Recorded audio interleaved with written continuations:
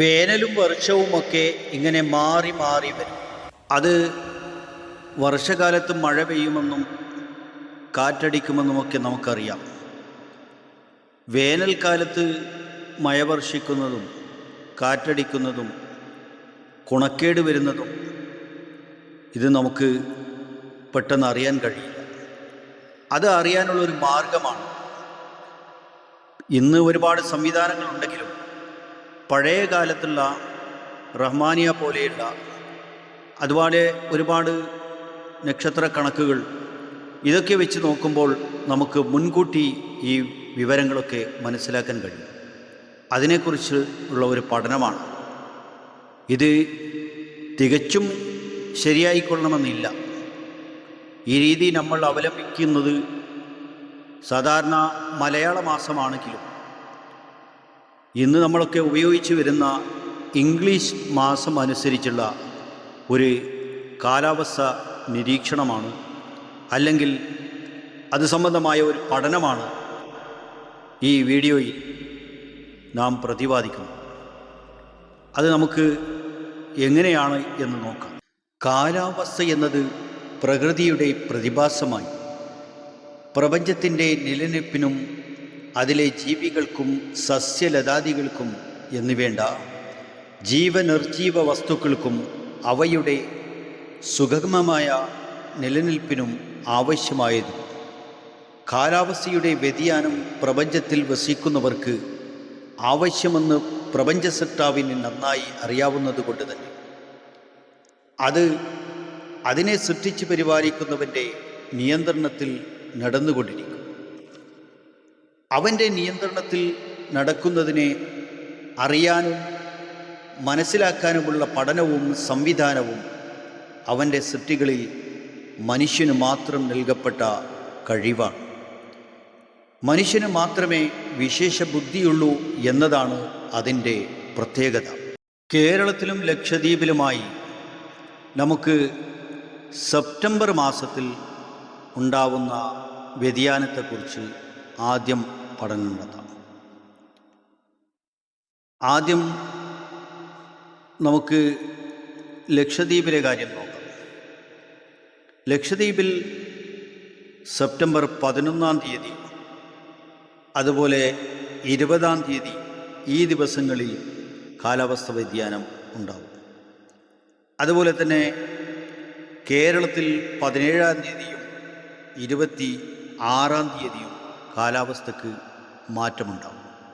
ഇനി ഒക്ടോബർ മാസത്തിലേക്ക് എടുക്കുമ്പോൾ ഒക്ടോബർ മാസം 1-ാം തീയതി ലക്ഷദ്വീപിലും 7-ാം തീയതി കേരളത്തിലും അതുപോലെ 17-ാം തീയതി വീണ്ടും കേരളത്തിലും 20-ാം തീയതി ലക്ഷദ്വീപിലും 26-ാം തീയതി 31-ാം തീയതി കേരളത്തിലും കാലാവസ്ഥക്ക് വ്യതിയാനമുണ്ടാകുമെന്നാണ് പഠനം തെളിയിക്കുന്നത്. ഇനി നമുക്ക് നവംബർ മാസത്തിലേക്ക് പോകുമ്പോൾ നവംബർ മാസം 6-ാം തീയതി കേരളത്തിലും 10-ാം തീയതി ലക്ഷദ്വീപിലും 16-ാം തീയതി വീണ്ടും കേരളത്തിലും അതുപോലെ തന്നെ 17, 18, 19, 20, 21, 22, 23, 24, 25, 26, 27 തീയതികളിൽ ലക്ഷദ്വീപിലും കാലാവസ്ഥ വ്യതിയാനമുണ്ടാകും. അത് സാധാരണ വൃശ്ചികത്തിൻ്റെ കാലാവസ്ഥയാണ്. കാലാവസ്ഥക്ക് സാധാരണ കുണക്കേട് അല്ലെങ്കിൽ ചേട്ടാളിക എന്നൊക്കെയാണ് ലക്ഷദ്വീപിൽ പറയാറുള്ളത്. ഇനി നമുക്ക് ഡിസംബർ മാസത്തിലേക്ക് പോകുമ്പോൾ ഡിസംബർ മാസം കേരളത്തിൽ 3-ാം തീയതിയും അതുപോലെ തന്നെ 6-ാം തീയതി കാലാവസ്ഥ വ്യതിയാനമുണ്ടെങ്കിൽ ലക്ഷദ്വീപിൽ 10-ാം തീയതിയാണ് ഉണ്ടാവുന്നത്. വീണ്ടും അതേ മാസം തന്നെ 16-ാം തീയതി കേരളത്തിലും 19-ാം തീയതി ലക്ഷദ്വീപിലും 25-ാം തീയതി കേരളത്തിലും 30-ാം തീയതി ലക്ഷദ്വീപിലും കാലാവസ്ഥ വ്യതിയാനമുണ്ട്.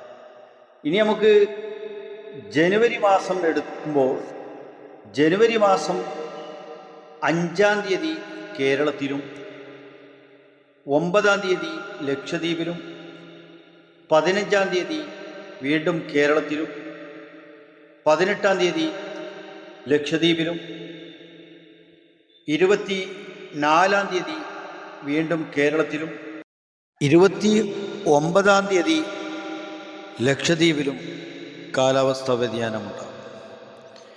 അതേസമയം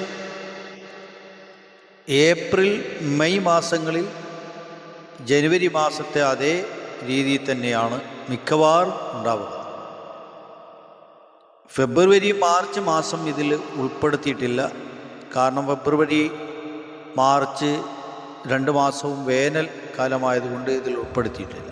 അതുപോലെ തന്നെ ജൂൺ ജൂലൈ അത് വർഷകാലമായതുകൊണ്ട് ജൂൺ ജൂലൈ ഓഗസ്റ്റ് ഈ മാസവും ഇതിൽ ഉൾപ്പെടുത്തിയിട്ടില്ല. കാരണം അത് വർഷകാലമായത്. എങ്ങനെയായാലും കുറച്ചൊക്കെ ഓരോ ദിവസം അങ്ങോട്ടും ഇങ്ങോട്ടും വ്യത്യാസം ഉണ്ടാവും. കാരണം മലയാള മാസത്തിന് ഇംഗ്ലീഷ് മാസത്തിലേക്ക് മാറ്റിയിട്ടുണ്ടാക്കിയത് കൊണ്ട് ചെറിയ വ്യത്യാസങ്ങളൊക്കെ ഉണ്ടാവും. എന്നാലും അത്ര വലിയ വ്യത്യാസങ്ങളൊന്നും ഉണ്ടാവില്ല. നമുക്കൊന്ന് പരീക്ഷിച്ചു നോക്കാം. ഇനിയും മറ്റൊരു വീഡിയോയുമായി കാണാം.